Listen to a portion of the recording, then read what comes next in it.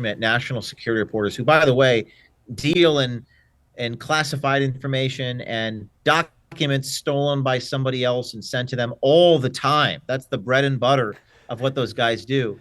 So to celebrate in those rights and then celebrate when another journalist, his head is chopped off, is really the height of evil. And it shows them for what they are, which is they have no principles. And by the way, some of them do have principles because they've come to my defense. Like Ben Smith at the New York Times tweeted out, journalists should not be cheerleading this attack on James O'Keefe. I mean, Ed Snowden's organization came to my defense. I think that on some basic level, even they are shamed into having to defend me because they know how horrible it looks. And frankly, they're worried it's going to happen to them. And I don't Well, think they should anybody be, but should I be. think you see that. I mean, you saw that with the FBI raid of Mar-a-Lago, right? The documents that are classified.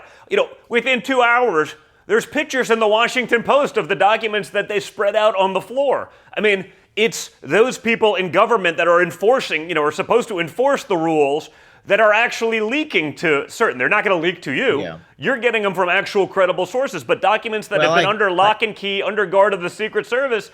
Amazingly enough, the first time anything actually leaks about them is from the FBI to the Washington Post. So, again, just in terms of alignment of interests, what they're supposed to be doing, I mean, this is a pretty messed up world we live in.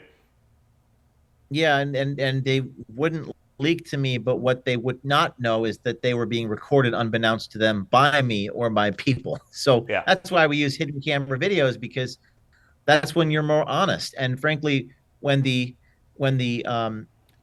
people in the government or the administrative state are leaking to journalists, oftentimes they're manipulating the journalists. They're giving them Of untrue course. Oh, yeah. information. According to people familiar with the matter. I mean, you know how Look the at game the is. shiny That's how they. object. It's right over here. Follow it. Just don't look where we And the actually. journalists allow themselves to be manipulated, like especially at the New York Times and Washington Post. And that's why it's so important to see the video, to see the lips moving. That's why I do what I do. And it's a method that used to be more frowned upon. I think it's more appreciated now. And I think it's going to be much more it's going to broaden its appeal to thousands of people, because like I keep saying this, they can stop one man. They can probably shut me down, turn me into a martyr, although that'll backfire. But they can't stop an army. They can't stop 1,000, 10,000. That's what they're really afraid of. They're really afraid of the people, just like that scene in Gladiator with Russell Crowe Yep. and the Emperor. They're really afraid of the people, and that's what's happening. I think it's backfiring. Everything's backfiring on them, in my opinion. I think so. The pendulum has overcorrected so far. I see that, and I say it all the time on this show. I say, if it's just Trump going out there by himself, they can take him out. They can take out the most powerful guy in the world. If one person's taking all the slings and arrows, you spread that out over half of America, 175 million people, all of a sudden it's not so easy. It changes the dynamic. So if you're the only guy out there, yeah, sure, they can figure out a way to take out the one guy. If you got thousands of people sort of independently out there doing this, it changes the dynamic entirely. Yep, it does, and I think that they're afraid of the people doing this in mass. O'Keefe Media Group. If you click on the upper right hand of the screen, you can scroll down and become a journalist, and we will ship you cameras. We're shipped out hundreds of cameras to people across the country. In fact, someone just broke a story in Miami last week with Anthony Fauci and NIH. Someone recorded at a convention. Think of it like Uber for journalism, dispatching cameras to people and dispatching people to places where they can record. That's what they're afraid of. It's very hard in today's world to do the right thing. I tweeted out recently, they hammer you into submission if you stand tall and proud. They just want to hammer anybody into submission to get in line. So the time is right now. And if you're watching this and you're thinking, oh, I don't want to do what James does, I have a family and I'm concerned about my job. This isn't for everybody, but I think increasingly you have to make a decision. Are you willing to follow your conscience? Is it all about the paycheck for you? Or are you willing to do the right thing? That's what we're here for. That's what OMG is here for. That's what I'm here for. I'm here for people who want to follow their conscience and do the right thing. And I think there's a lot more people out there that feel that way now than there used to be. 100%, and I imagine you're going to get a lot of people that are watching this that are interested because so many people, on this show. I even see it in the comments. What can we do? How can we help? Well, this may be a way. I mean, if you're, entrenched in some of these organizations, if you're a conservative stuck in one of these woke corporations, and you feel like you're getting trampled on.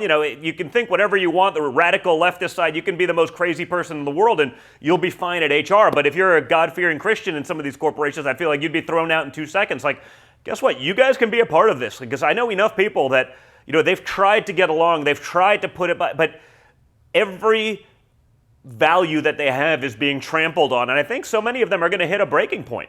So, guys, go Yeah. check it out. Go sign up with James. And, if you're at that point where you have something interesting to give, this could be your way of helping and, more importantly, fighting back.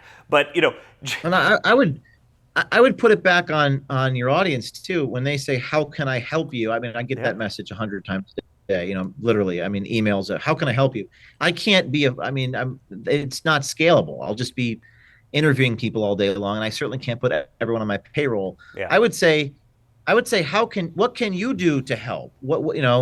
That's that cliche from JFK. What can you do to help the mission? And I was talking to this guy recently, and he said, "Well, I don't know." And I said, "What are you passionate about?" He's like, "Well, I hate what's happening in the schools here." He happened to be from Utah, and I said, "Well, have you gone to your local school board meeting?" He says, "I didn't know that I could do that." And I said, "Yes, you can." yeah, So I would say make an attempt to figure out an area of society, perhaps something that you're passionate about. For me, it was always media. I was always very passionate about the lack of the bias and the lack of fact finding in journalism. So I started a college newspaper at Rutgers where I went to school because I was passionate about that, and I turned my righteous indignation into action. So for all of you out there thinking, well, I don't, how can I help James? I would say, what do you think you can do? And I'll help you do it, but you got to do your homework wherever you live, whatever institution you want to investigate. If you have an idea, let me help make that happen. yeah. I would say that's the mission of OMG. Well, 100%. Listen, by the way, I think you nailed it.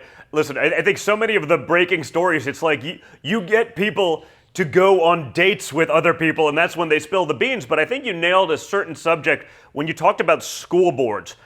There's so much insanity going on, and I think, people can turn a blind eye to some of the wokeness and stuff like that. You start indoctrinating people's children. I mean, even like some pretty ardent leftist children. So you start jamming, whether it's the trans stuff or the hypersexualized content they're having in their schools.